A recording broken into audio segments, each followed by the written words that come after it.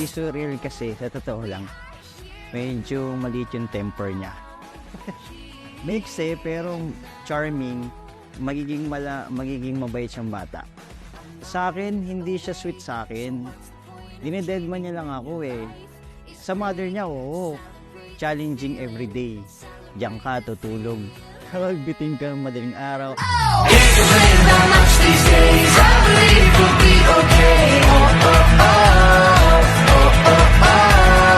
Can't complain about much these days. I believe we'll be okay.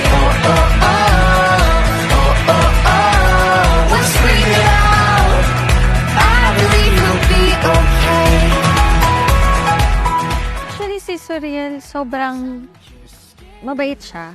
Di naman niya kami pinahirapan, lalo na yun yung burn face niya. Nito lang, nung mga 11, 12, medyo makulit na. Masaya yung bata. Tahimik lang din. Most of the time naman tahimik. Pero masayahin siya. Madalas naglalaro lang. Saka hindi niya rin pinapahirapan yung mga nag-aalaga sa kanya. So, all in all, mabait na bata si Surreal.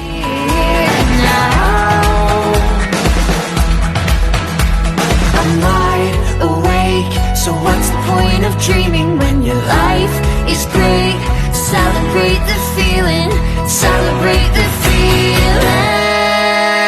Oh! Can't complain about much these days. I believe we'll be okay. Can't complain about much these days. I believe we'll be okay.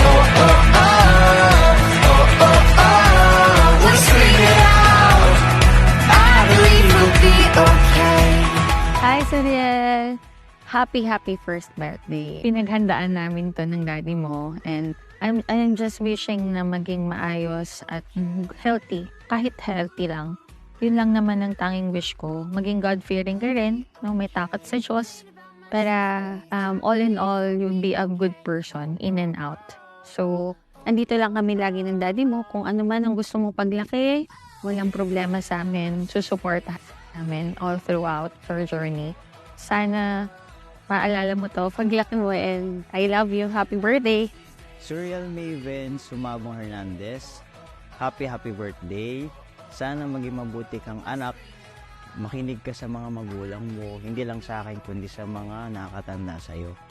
Rumispeto ka sa mga taong nakapaligid sa'yo.